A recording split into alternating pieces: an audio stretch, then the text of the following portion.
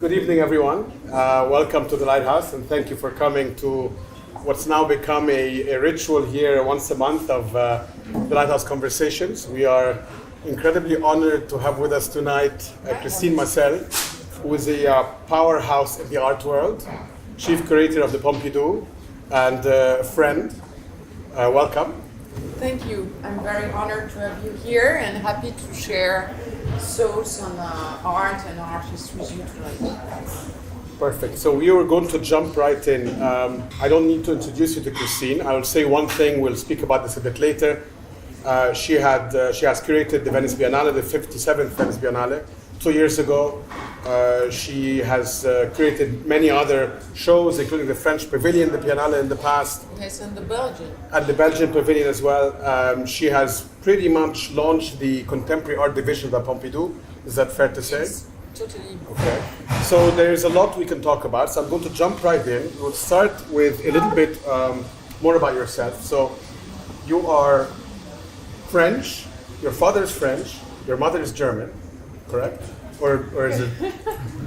So not exactly, but it's almost that. Almost there. Okay. So, in fact, yes, my father is French, but he has French and also Egyptian origins, as you know. Look at that. I did not know that. Yeah. So it will explain you why maybe I've been interested in developing my relationships towards artists from the Middle East, because I have a personal history that I can summarize quickly. Yes, please. Because I think it's not so much interesting, but there is always a reason why one is attracted to a region of the world. I've been attracted to many, but for the Middle East or the North Africa, there are personal reasons linked to my family history. My father actually is born from an Egyptian father, because my grandmother was a pianist in the 20s and 30s.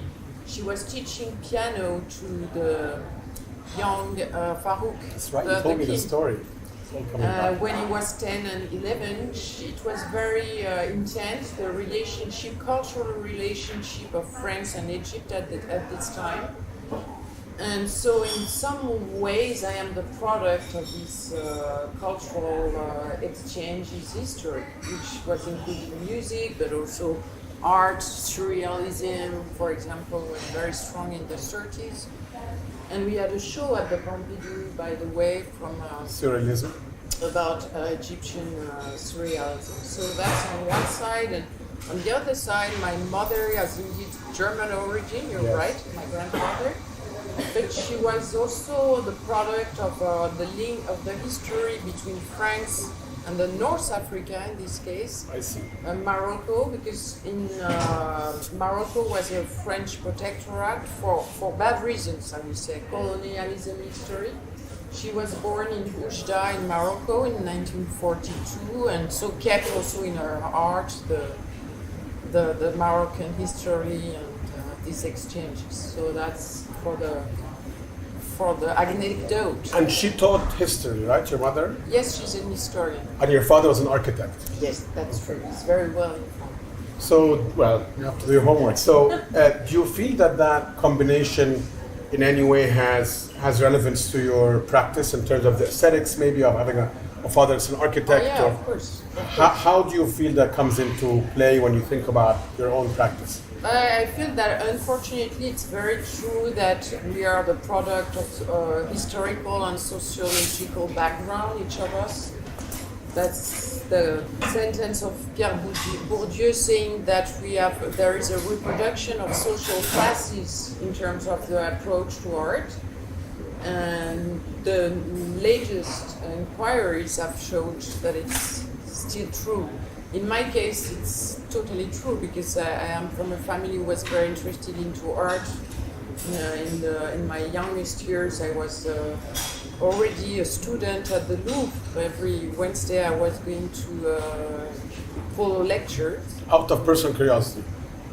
Yeah, I was interested, but I had friends, and they invited me, so I followed the kid lectures. And that's why I have a very strong preoccupation today as a museum curator, and also as a curator in general, especially in my biennial, about education, or also the what you transmission. And so my attention to text caption is very strong, and the way I do books also is. Also, I consider there are levels of research that can be transmitted, some less. I always take a lot of attention to this part of the work. And was there a moment, so you're obviously interested in the arts, you were subjected to the arts through, as you said, from as a young child growing up. Was there a moment when you knew, that this would be a lifelong career, and then moving from that, how did you move to creation? I mean, was that sort of a deliberate or? Lifelong career? No, I had some practices of drawing or making ceramics. Okay. I liked it very much. I sort of being a sculptor, and then an astronaut. No, to be serious, I think this practice was very important to my materialistic approach also of art. So I have a very strong understanding of techniques. Okay. And not only on art history, on the art the conceptual side, so actually on the practical, so both are for me very crucial.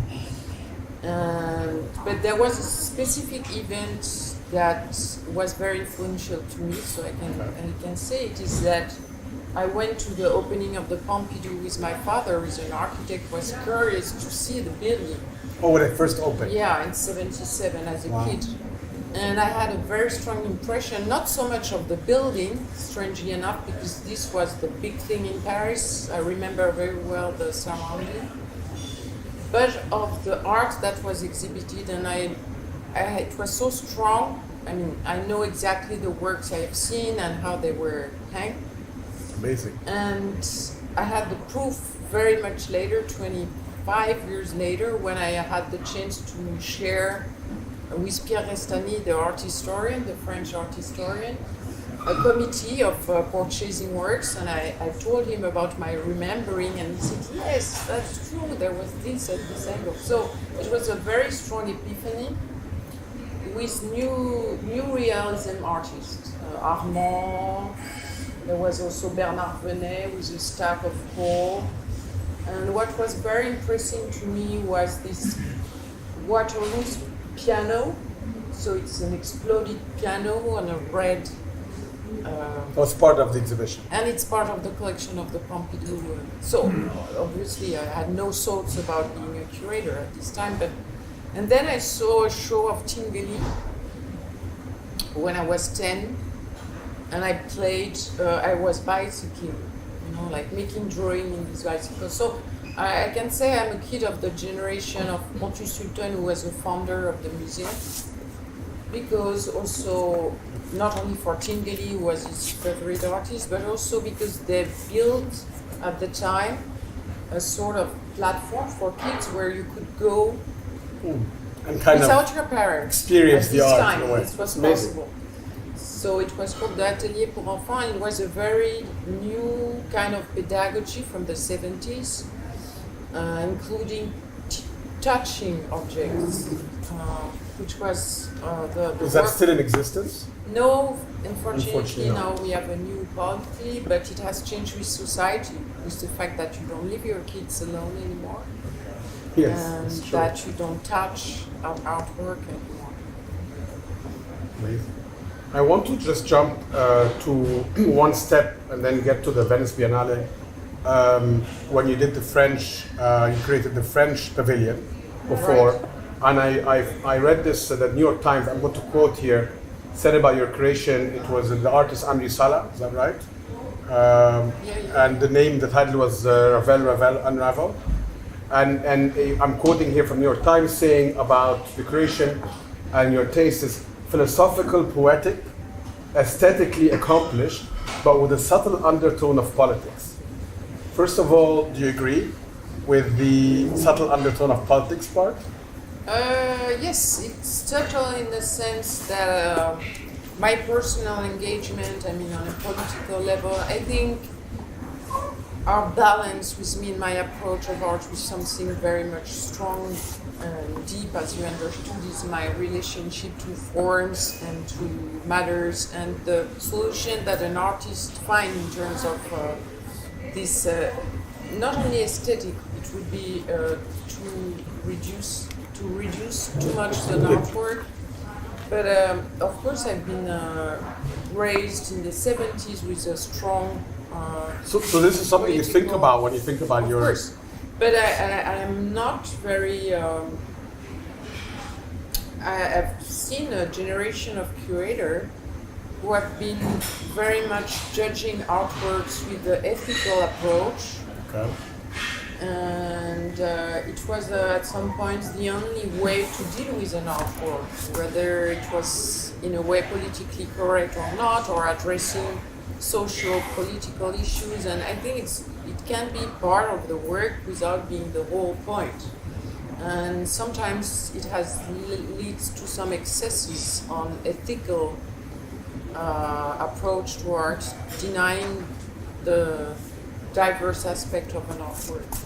And if we just relate that for a second to the Middle East, and obviously you've known the Middle East now for some time as a curator, and as part of the Pompidou, you've gotten to know a lot of artists, the art history, and obviously politics is intertwined in a way with this part of the world. So when you're looking at artists in this region, given the dominance of politics in everyday life, a lot more than many other places, how does that factor into your decision making? I mean, do you take that in the foreground, or is it something that's subtle in the background? How does that factor? I would not generalize, hopefully, about these issues. And of course, there are works that can be understood strongly politically, also they seem not to be. Let's take the work of Hassan Sharif. Okay. You can take it very politically in a kind of critique of the system, of the production of artifacts, the critique of a non-ecological way of dealing with the environment. You can find a very strong political statement in his practice, which I think were issues that he was very concerned about, yes, but without pointing the finger on it directly. So for me, an artwork is and it's not. He was making a statement, right? I mean, in a sense. The definition of art is about plurivocity. So, and of course, I'm very concerned with political issues, but I think that an artist is not only a voice of activism or resistance. It's one of the subject, but not on. Nevertheless, I'm doing very soon a show at the Pompidou, which we call Global Resistance. It's a not concerning the Middle East. It's a global. There will be a lot of artists from the Middle East, because the idea is to show a large part of the recent acquisitions or purchasings of the Pompidou of the younger generation.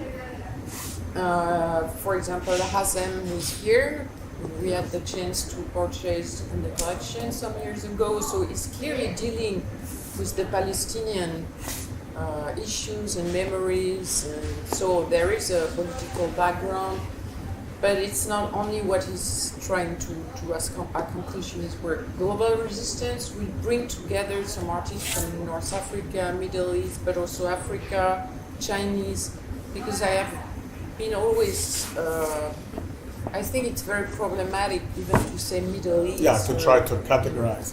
I think there's a presentation, by the way, I don't know if some of you might have put in Hazm Harbs. I mean, just saying that if any of you want to look up the work, maybe we stick with, since you brought up Hazm and the work, so that I think... just a few words about this document. Sure. It's not all what we have in the collection. We have a lot of works in the collections since the 30s already. So, for example, we got the Egyptian sculpture Mokhtar. We have a tradition of links with the Middle East, natural links for bad reasons like colonialism, for good reasons. We have friends like Lebanese friends for a very long time, and a lot of artists, because Paris was a hub, were there. Yes. So Mokhtar was, for example, yeah, many studied in France. Mahmoud Said studied Mokhtar, Lebanese artists, obviously. So it's not recent. what was one of the reasons I founded this group of collectors to support the Middle East and North African acquisition is that I thought that we needed actually some friends like you, like Abraham, like many others, to support what is made or has been made that is not already in our collection. And in a very short time, with all your energies, we managed to do a lot and to show these works in the museum, and that will be the case in 2020 with this exhibition Global Resistance. And for me it was very essential to deepen this part of the world because it had been neglected, despite the work of other curators like Catherine David, who of course was here at the end of the 90s, beginning of the 2000s. And now you know very clearly the market, because of, I would say, investment speculation, is now moving to Africa. Yes. But I'm not moving to anywhere. You're here. Sticking with you. So within that, Christine, you have, and it's some of the slides you have here, there's a section on themes that seem to re-emerge with a lot of contemporary Arab artists, Middle East artists, concept of memory, history, and archival memory. And you have here, I think, some examples of Hazem and Ito and some other fantastic artists. Can you talk a little bit about that? Because that seems to be a recurring theme, especially the concept of kind of archival history and memory, and also the subverting of that memory in many cases by the artists to kind of write their own code or language. You even see that with Hassan or Muhammad Khazem. This has been discussed for long time. A long time. So can you maybe just shed a bit of light on that and how that goes into your thinking? Yeah, I mean, it was the question of addressing historical issues that came also with this groundbreaking show of Okuyen Vezor, and he sadly passed away. He was a great friend and a great supporter of my work. And I must say, one of his major exhibitions that I've seen was about archives, but a long time ago, in the 90s already, or early 2000, 20 years ago, was based on a famous book of Jacques Derrida, the French philosopher, about the desire of archiving. And it's very natural that in countries such as Lebanon, which was the first country where this, I would say, that theme emerged very prominently, right? And this interest into art history itself also, like Abi Warburg theories, and the archival turn was very much linked to Lebanon history because of the war of 75, because of the complexity of the conflict itself that led the artist to question the history and the way it was transmitted through medias and through different point of views. So it's almost they're reappropriating the memories and the historical facts until a to certain tell a different point. narrative. Maybe it became a gimmick also somehow, and this is also the limit of when you enter too much precisely into one issue to then continue. And do you think there was a preservational element to this, in the sense of the history of this part of the world, with obviously a lot of, wars and enmity and destruction? Do you think that plays a part, or not so much? At the beginning, when I remember seeing Atlas Group at the Documenta, it was more about the reality of attacks or conflicts, the traces of bullets, were they true or false. It was more about the truth that is given with an image. So it was more about the status of the image itself than the history. It came later. For example, the new generation with Ali Sherry is more concerned about archaeology and excavating the past, the history of the place. Akram Zatari also, he worked about ancient archaeological sites, but this was not the beginning of this practice. It came after. Shifting here a little bit, and it's also something that's in the document. There's a section about women you were one of the first female curators for the Biennale. I think the fourth out of in the history of the Venice Biennale. I don't know if you hold that as sort of an important milestone, but how do you think about post-colonial feminism and the Middle East when it comes to that? You have a section here, I think, where you bring in some female artists. Does that factor in your practice and your thinking, or is that a non-factor for you? At the beginning, it was a non-factor because I was raised with such a, I would say, feminist father that it was never a question for me, unless I discovered the world of working. Yeah.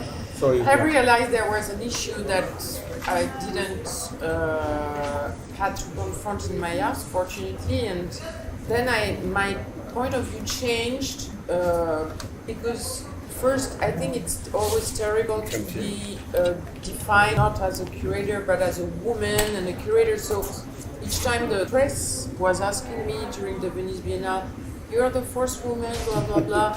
Well, how do you feel and how do you manage to raise your kids?" And I said, "I don't have kids, so it's very simple." So it was not the point. And I said, did you ask Okui 2 years ago whether how he feels as a man, as a curator? So I said, the problem will be resolved when you will not ask this question anymore. But unfortunately, women journalists ask me these questions still. Because there is a problem of representation of the voice of women in general not only in the art world, but in general in the society.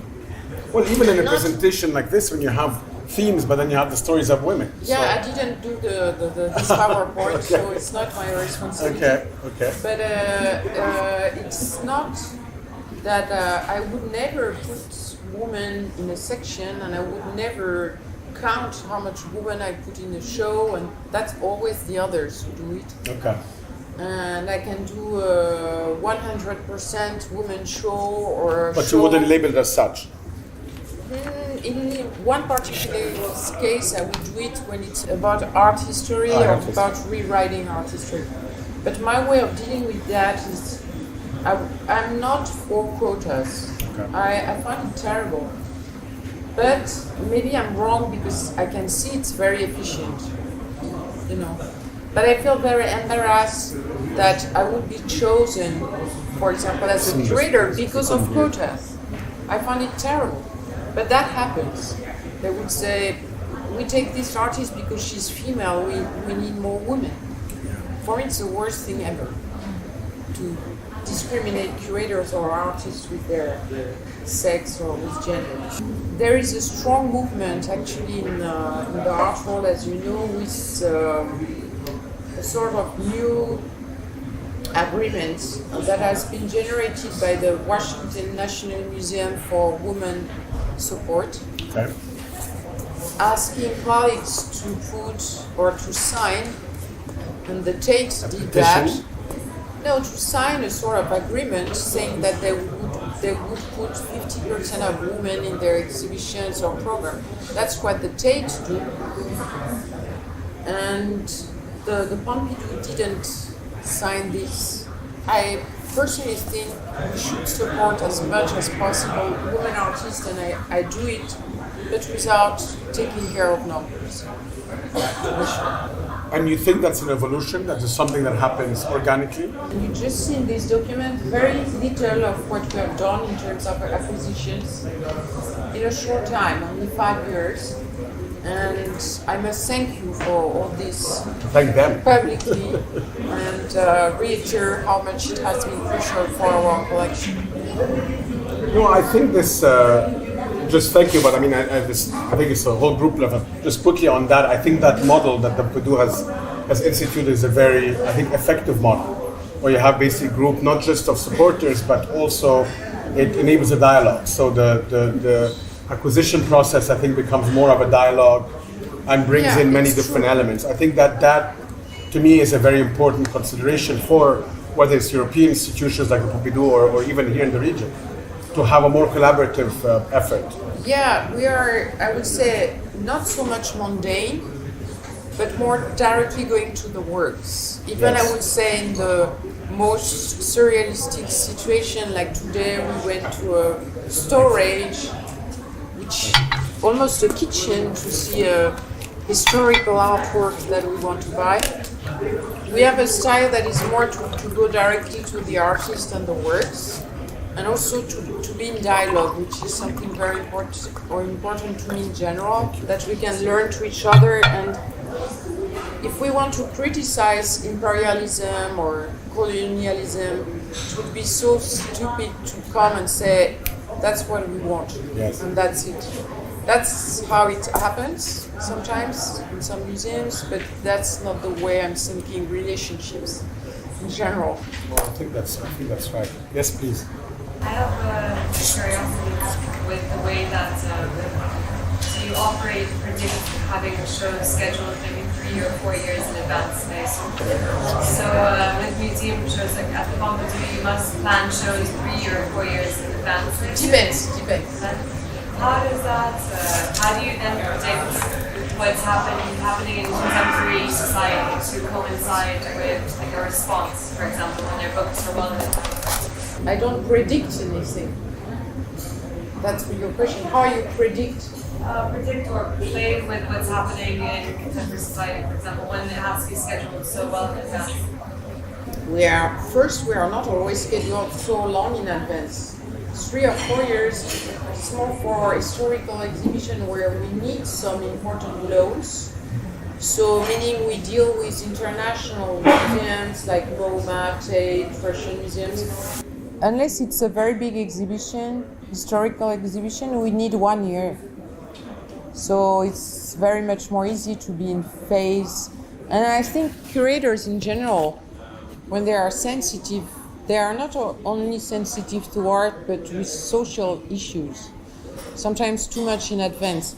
For example, in France now we have some movements, let's say, in the streets. Some years ago, actually I think 5 years ago, even more, I proposed an exhibition called The Revolution of the Common. Hopefully it was not programmed now, because imagine with what happens in the street, the revolution of the common. But I was feeling something in the society which was a lack of the philosopher Hannah Arendt called the common, something that we can build in common. This was the title of the Pavilion that was the entrance of my biennale in Venice, the Pavilion of the Common, which was based on some utopias of artists of the 20th centuries, meaning that the collective can change things also through art. So basically in the 20th centuries there was a major event, which was first that artists were more and more working in the avant-garde in collectives, initiating with, let's say, Impressionists, but with all the avant-garde from Futurism and after. But this idea of the collective, to build something in common, moved slowly towards performative arts. The first big performance, actually, which was inviting the public to be part of it, was actually a performance from André Breton and the Surrealists in the 30s, where they were going through Saint-Germain-des-Prés, like in a sort of pre-psychogeographic event. That was very inspiring for the international situationist after and Guy Debord. And that was the first time that the public was invited to participate somehow, naturally. And this was a major, I would say, not only aesthetical gesture, but political gesture, in which art open to the participant, the viewer, as an actor, with the idea of creating something in common, which has a deep political meaning, but led then towards the relational aesthetics that have been described in the 90s, which actually initiated much more earlier and were considered to be the signature of the 90s. But if you make the history of things, it begins much earlier with these performative actions.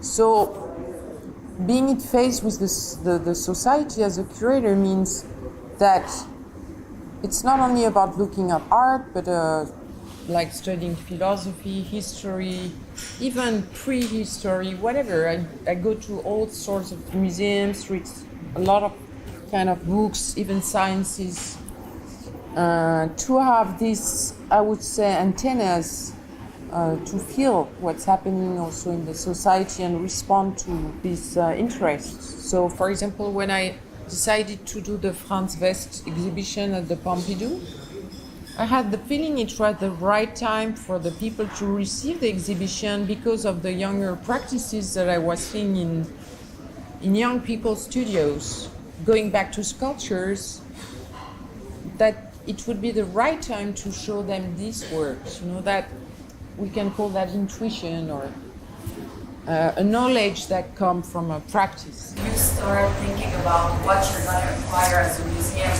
a year in advance and come up in places like Artefly or with a list of names that you know, or is it way more spontaneous where you walk around and sometimes something catches your attention and it's more in an organic way? In what sense? No, we are supposed to study things, and actually we don't come by accident to see works. We of course have the chance with fairs to discover a lot of things, I must say. Especially this fair in our Dubai had this modern section which was always very interesting. But of course it's not organic, and we have sort of planned visions. Sometimes we have to wait some years that we find also the support, or that we have a friend who's helping us. But I mean, it has to be sought carefully, of course. And just to add to that, I mean, from my little experience, I think the cycle tends to be sort of 6 to 12 months, right? When you think about it, from concept creation until execution or not, probably to Christine's point, between idealization to conversation to acquisition, I think it's usually that kind of cycle. Yes? Thank you for being here. I was wondering about public funding for the arts in France, how it developed, and if you believe it has any impact on the kinds of art that were produced, art historically. When you look at the types of art that was produced in France and public funding for the arts and how that developed, and is there a relationship?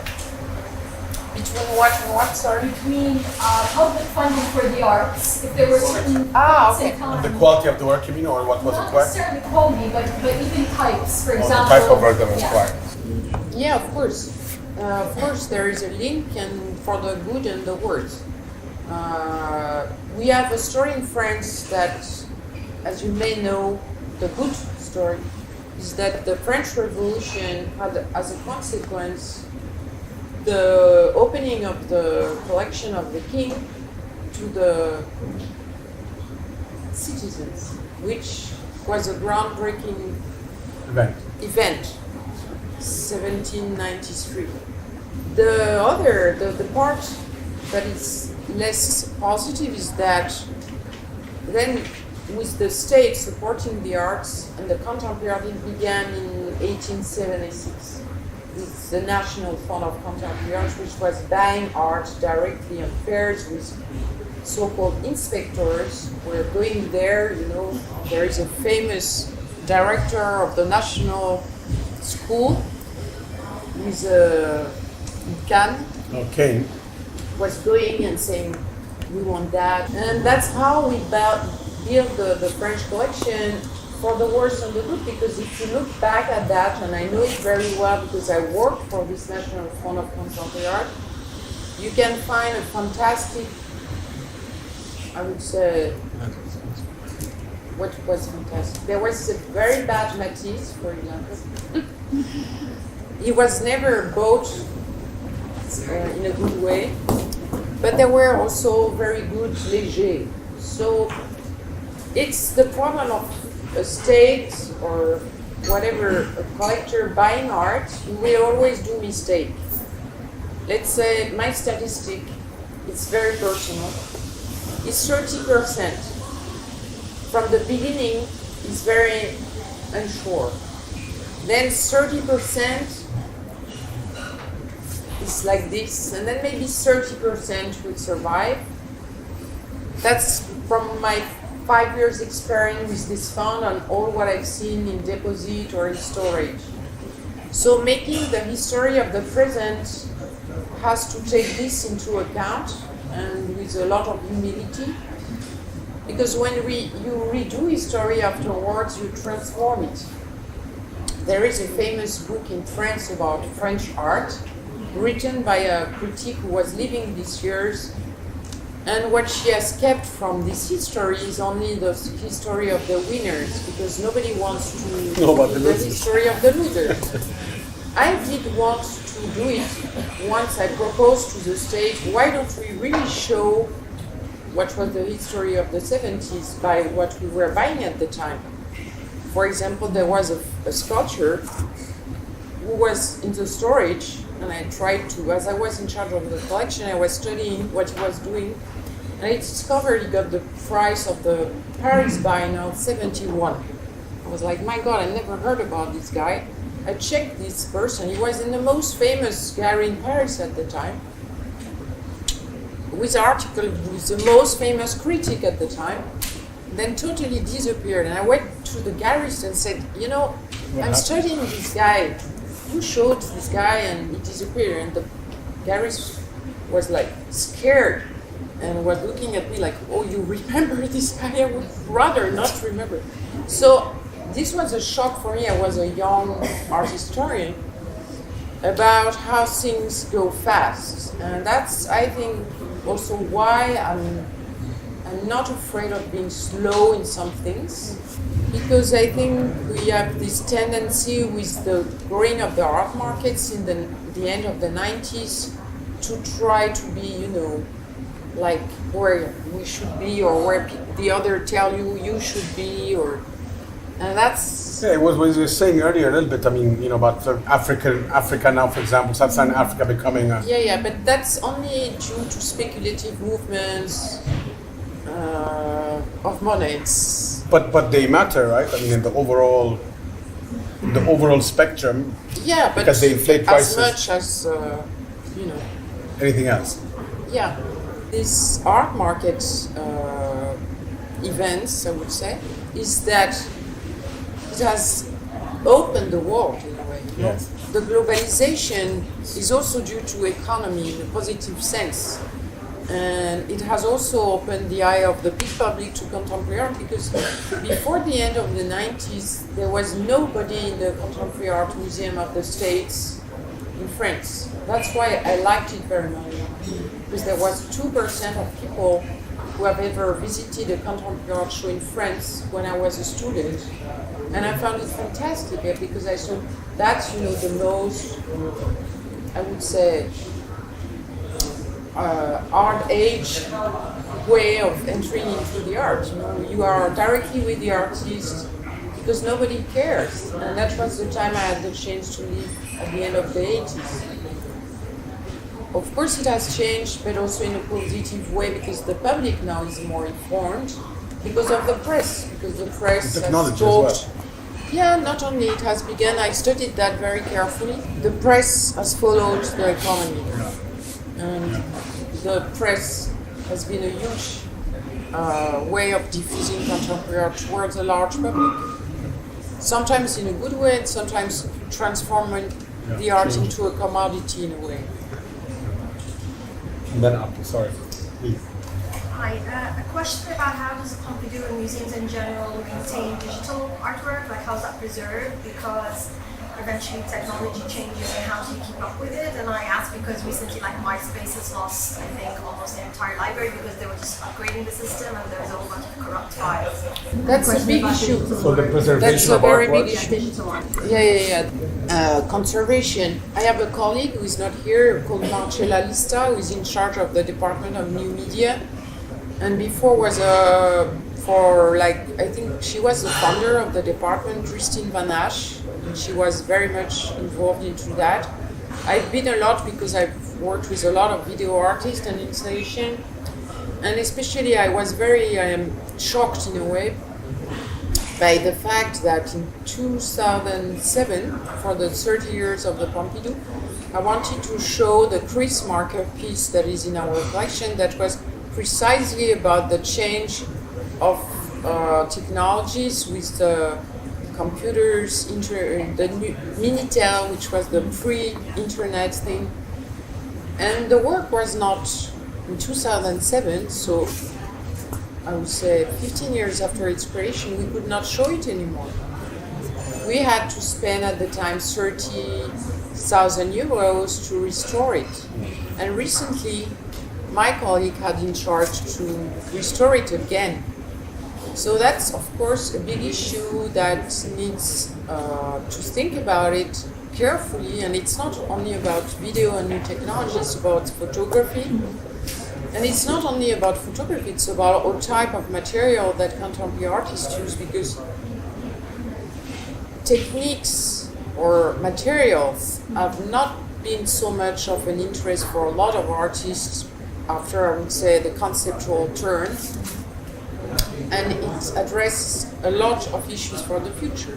Some works cannot be showed anymore, some works will not stay. We know it already.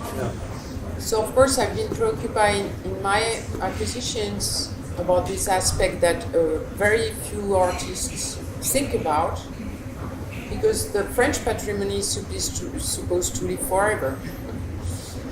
And so sometimes we decide to not buy a work because we know already it will not survive, or knowing that a work will be damaged, we talk with the artist and we do a lot of protocols to prepare what we know will be a restoration process or a reproduction process if the artist agrees.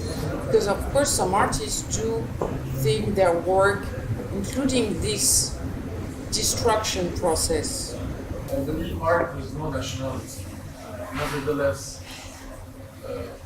what do you think are the advantages or the pluses of having a selection of Eastern artists in an institution like Pompidou or another international institution? Yeah, I do agree with you.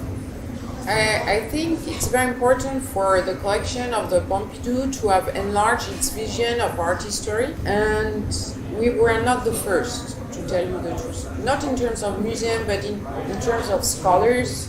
It's very true that all the what's called post-colonial studies and so on began in the Anglo-Saxon world.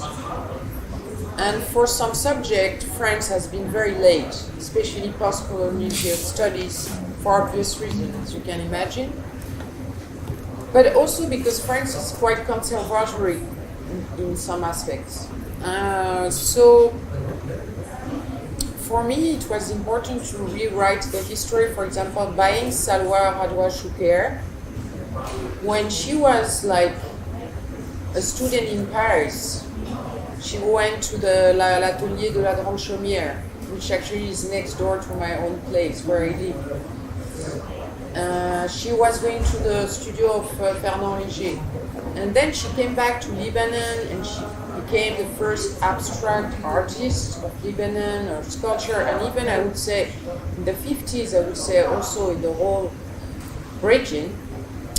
First, it's important to reincorporate such an artist who has such an important work in our art. And I would even say to not use anymore this Western world, Eastern world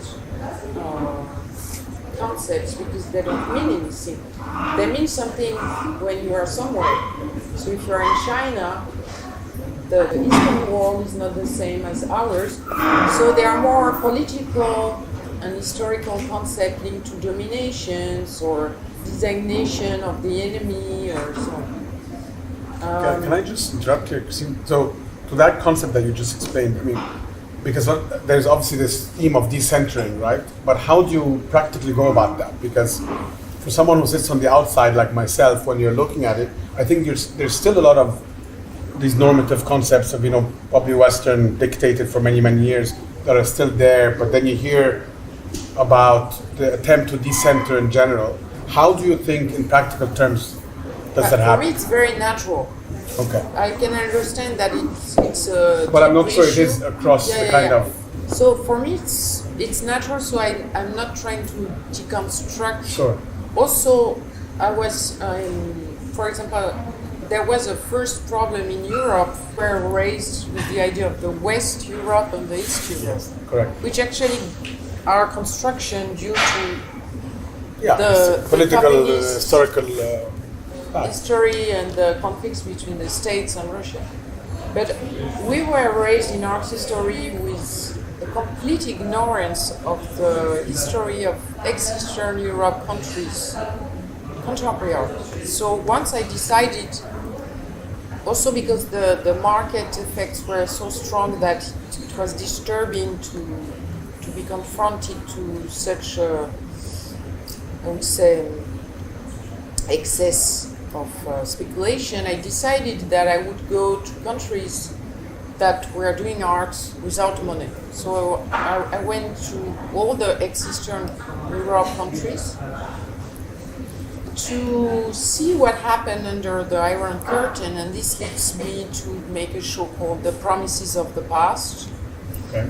So I went to, also first I went to look for a curator friend because I thought I cannot be alone, it's this adventure, I need to have an initiator. Then I realized that all the curators I know, they knew their art scene, but they had no understanding of ex-Eastern Europe as a whole thing. And then I realized also that I had ignored everything from ex-Eastern Europe in my growth. And I didn't know that I was the Western of the ex-Eastern Europe. So it was very interesting as an experience because for me it was the beginning of my decolonial or deconstruction. Yeah. And since then You gave up on that. I mean, you're free of that. I'm free of that, but you're never free of your precondition. But I'm free in a certain way. Also for another reason is that I've studied science with a lot of interest. And one thing that I remember carefully from the theory of Einstein about relativity is precisely the fact that everything has to be understood from the point of view where you are. And all these variables like time, they are never the same depending on the point of view. You can apply that to art too. What's the philosophy behind the opening of a Pompidou branch in Shanghai? Is it education? Is it money? Or is it just spreading your collection around? I like these dicey questions. Thank you. I'm not talking for the Pompidou. I'm talking for myself. I'm not linked with the project of Shanghai at all. But of course, you can imagine that there are many reasons. There are the idea of having a relationship with China, the problem of showing our collection, economical reasons, all the reasons that you have mentioned. I have just one final question, Christine. You mentioned King Farouk. Was he a good pianist? I'd really like to know. I mean, I feel like it's a matter of Egyptian national I don't importance. know if my grandmother was a good teacher. Okay, fine. Well, try to find out and let us know, please. Unfortunately, I have no possibility to ask anymore. Okay. Thank you everyone for coming. Thank you, Christine, and hope to see you soon. We do these usually monthly, if not quicker, so please keep up. It's always on social media. I would love to see you back. Thank you again. We'd love to have you. Thank you. It was a pleasure. Thank you very much.